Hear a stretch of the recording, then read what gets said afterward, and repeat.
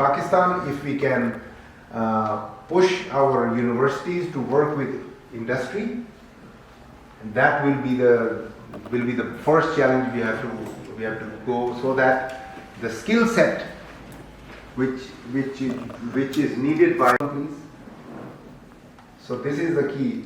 Local geoscientist training, that you take the local homegrown, I would say, the geoscientists, and you develop them and you train them, and the industry should try to help those people to do some practice work or the practical work for the future. International collaboration, you can do the international collaboration, you can learn from the other organizations who are running these programs. Now you will be surprised, even the person coming from US, Australia, Europe, if he wants to practice a geoscience in Canada, he has to pass this exam. He has to pass the knowledge and competency test before he goes into that. We have 18% of our geoscientist force is internationally trained. So those people, they come and they struggle really in certain cases. They have to take the courses, because they have to get the evaluation of the knowledge done. So international collaboration is also very important. And professional development framework, as I said, we should create a self-regulatory body. And this is the way to start at certain thing. Now, another question somebody asked me is how this is done when the government is not funding it. They are self-reliant, independent organization. Nobody can influence them. In my last 12 years, nobody has ever asked me to make this person a member or no. Nobody has ever, कोई सिफारिश नहीं है, कुछ नहीं है, कोई कह नहीं रहा. तो इस तरह का इंडिपेंडेंट इदारा एक हो जो सब चीज़ों को देख के और किसी आदमी को सर्टिफाई कर रहा हो. So that's what is needed. So this is one of the things I will suggest. This is my suggestion, that any organization who can start with the volunteers and get the thing rolling on the professional development framework. एक framework बनाना पड़ेगा. I can help that. How to build a framework. How this thing can be rolled on. Next one, please. So the professionals. So this is something which is everybody knows probably this, that local expertise, when you enhance it, you have a better geological condition to understand the work.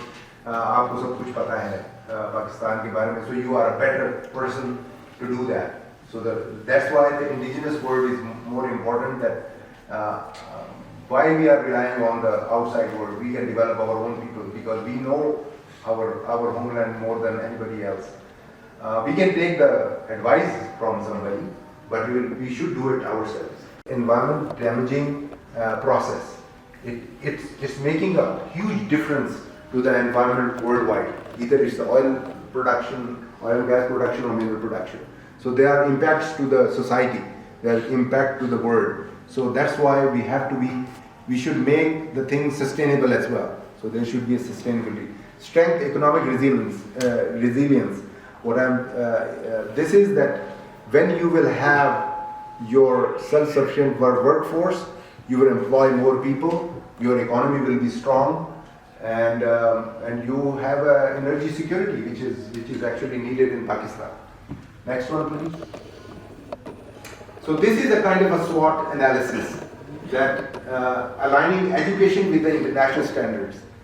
So our weakness is, our strength can be that if we have a global competence, if our geoscientist is standing in par with anybody in the world, with a similar standard, he knows exactly what the international geoscientist knows. And weakness is that our curriculum, our universities are not teaching. There are big gaps.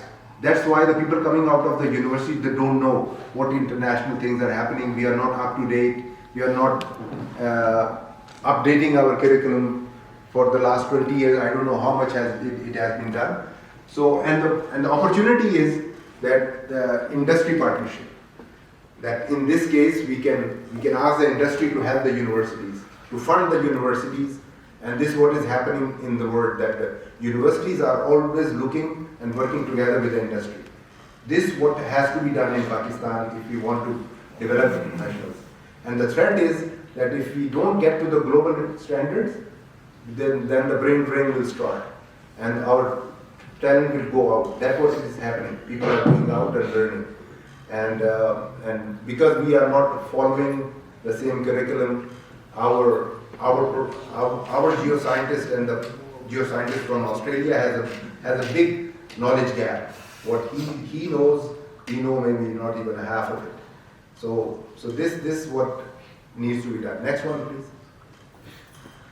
Next one. Okay. So this is what my recommendation is: the implementing the Canadian self-regulation model. So in some way, you can't do that because this is a very robust system. It has been running like a oil. Like a machine, it is creating the people. The system is working. So in this here, we can take some lessons out of it, and we can establish a kind of a body to promote the professionalism, how to create the professionals. There are three pillars. Again, I say that we should take the knowledge from the universities, we should take the experience from the industry, and we have a volunteer governance for this. And then we can make a small, start from a small organization and develop from there. Next one, please. Yeah, again, this I'm repeating myself again, that this academic programs and industry collaboration is the key. If you want to have a success in this industry, in the E&P industry, there should be a collaboration. Industry should know that they will get all their raw material from the university. And university should know that we are providing the people who will go and help the industry to flourish. So there is a collaboration between the both areas. This is what it is needed in Pakistan. There are some companies who are doing that, but this is not a norm. This is not a general practice. Our students from the universities, at least I can talk of my own self at that time, there was no company who can offer us. OGBCL gave me a scholarship, but they never went beyond that for any training or any internship or anything. Next one, please.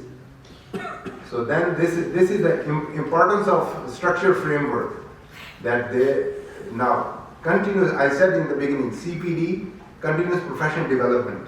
Now, when the person becomes a professional, he has to do certain things to keep his license.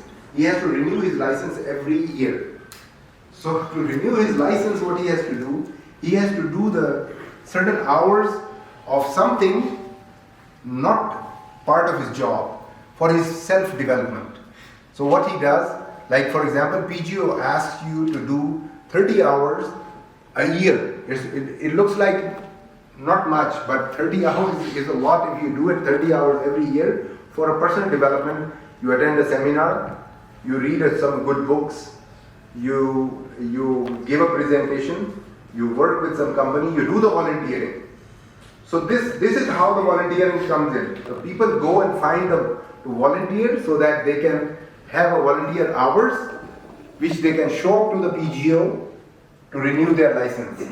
Their license cannot be renewed if they don't have 30 to 50 hours of the community work or whatever work, not part of the job, just developing itself. That's why it's called continuous professional development, to develop themselves and find and read the new things, whatever is happening in the industry, he should keep himself updated. Next one, please. So this is what happens in Canada very much. That's why I put this slide on, that industry relevant skill development. How this happens? Because the university sends its students there. They get trained, they come back. So they know what is happening in the industry. Sometimes industry asks PGO, for example, very recently they have asked excess soil, that whenever the environmental people dig some place and there is an excess soil, how to dump it, how to put it. So make a policy out of that. So they are also the policy makers. Like they have the framework, they develop the policies for certain geoscience works. So this is something which is important. We should learn from here, And structural feedback mechanism. Now, structural feedback